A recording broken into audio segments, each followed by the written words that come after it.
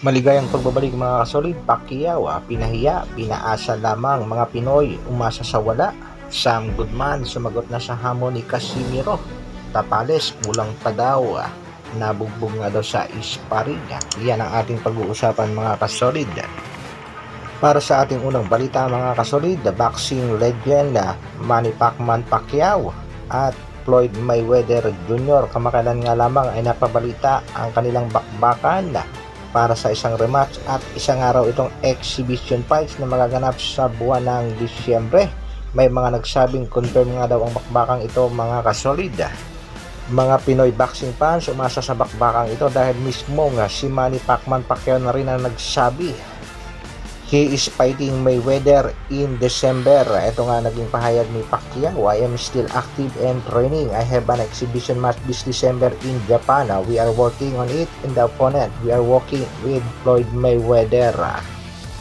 Pero tila pinahiya at pinaasa lang ang ating pangbatong si pambansang kamao Manny Pacquiao nitong si Floyd Mayweather Jr. Ang sinasabing rematch fight tila lumalabo na dahil itong si Floyd Mayweather Jr. ay may plano pala mga kasolid. Ito nga ang rematch dito kay John Gotti III. At sinasabi nga nakaset na ang kanilang rematch na gaganapin sa susunod na taon. Matatandaan natin mga kasolid na itong si John Gotti III ay pinaglaruan lang nitong si Floyd Mayweather Jr. sa kanilang exhibition fight. Hindi nga kalauna na itinigil na ito ng referee. Nagkaroon nga ng kaguluhan o tinatawag nating riot, pero mapapansin natin nagsiselebrate pa itong si Floyd Mayweather Jr. Mukhang scripted nga. Isa pa sa mga itinatari sa ating pambansang kamao na si Manny Pacquiao ay ang laban naman ito kay Gervonta Tank Davis. Nang matanong nga ang ating pambatong si Manny Pacquiao ay sinabi nitong willing siyang labanan itong si Gervonta Tank Davis sa 145 division. Pero pahayag naman ang mga boxing fans na nag-aalala sa ating pambatong si Pacquiao, huwag na raw hangarin ang laban kontra Tank Davis dahil baka daw matulog lang ang ating pambansang kamao. Nagbigay na rin naman ng pahayag itong si Gervonta Tank Davis at sinabi nga masyado na nga daw matanda itong si Manny Pacquiao kung ilalaban pa sa kanya. Ano sa palagay niyo mga kasolid? Matanda na nga ba si Pacquiao? Isa pa sa mga itinatari sa ating pambansang kamao ay ito nga ang si Butch Ennis, ang kasalukuyang welterweight na nakuha nga ang titulo dito kay Crawford dahil binaklas ng IBF. Alam naman natin walang inaatrasan itong si Manny Pacquiao, pero wag naman natin isubo sa mga labang. Alam naman natin napaka-delikado. Hindi rin siguro magiging masaya ang mga Pinoy boxing fans kung makikita ang ating pambansang kamao na si Manny Pacquiao ay muling matutulog at mabububog sa ibabaw ng lona. Sa kabilang balita naman mga kasolid, na nalalapit na rin ang bakbakan sa pagitan ng ating pangbatong si Marlon Tapales kontra nga sa Japanese monster na si Naoya Inoue, pero marami pa rin ang nagsasabi nga tila kulang pa ang ensayo ng ating pangbatong si Tapales. May mga kumakalat niyang balita mga kasolid na nabugbog daw ang ating pangbatong si Marlon The Nightmare Tapales sa kanyang sparring kontra nga daw sa alaga nitong si Floyd Mayweather Jr.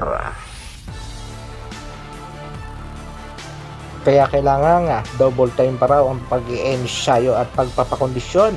May mga nagsabi rin mga kasolid na sa sparring daw nitong si Tapales at nitong si Wonderboy Carl James Martin ay kapansin-pansin daw na mahina pa rin ang bodega ng ating pangbatong si Tapales.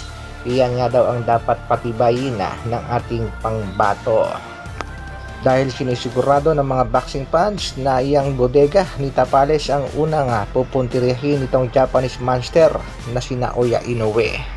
Ganun pa man mga kasolid ay umaasa pa rin tayong mga Pinoy na makukuha ng ating kababayang si Marlon Tapales ang panalo kontra nga sa tinaguriang monster ng Japan. Focus lang at huwag magpapakita ng takot na laban tulad ng ginawa nitong si Stephen Fulton, kapansin-pansin labang takot kaya sinamantala ni Inoue. Good luck kay Tapales, sana ay maging kauna-unahang Pinoy na undisputed at gagawa nga ng history sa boxing.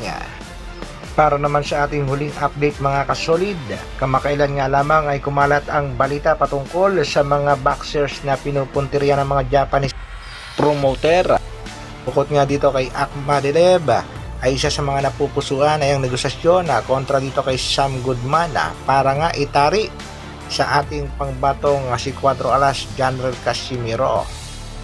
Sumagot na nga itong si Sam Goodman, undefeated Australian boxer, at sinabing target daw talaga niya ang mananalo sa bakbakang Naoya Inoue at Marlon The Nightmare Tapales, at sa katunayan nga mga kasolid ay kasado na ang kanyang laban ngayong buwan ng Disyembre. Lalaban daw muna siya while waiting. Ang laban ni Goodman ay sa December 15 kontra sa isang Chinese boxer na si Xiong Lu, undefeated na 19-0. Mayroong taas na 5'7" at may reach na 67.5 inches. Si Sam Goodman naman ay may kartadang 16-0, undefeated din mga kasolid. Sa madaling salita mga kasolid, medyo malabo ang laban kontra Akhmadaliev at Sam Goodman. Isa sa mga tinitingnan natin dito mga kasolid ay itong si Rais Alima. At maghihintay nga tayo ng update na manggagaling mismo sa promoter ng ating nag-iisang angas ng Pinas na si 4 alas General Casimiro. Hanggang dito na lang muna mga kasolid. Maraming salamat sa patuloy na pagsuporta at panonood. Isang like naman dyan, at sa mga bagong mapapadaan sa aking munting channel, pasubscribe naman. Mabuhay, Dr. Alvin Vlogs. Brrrr.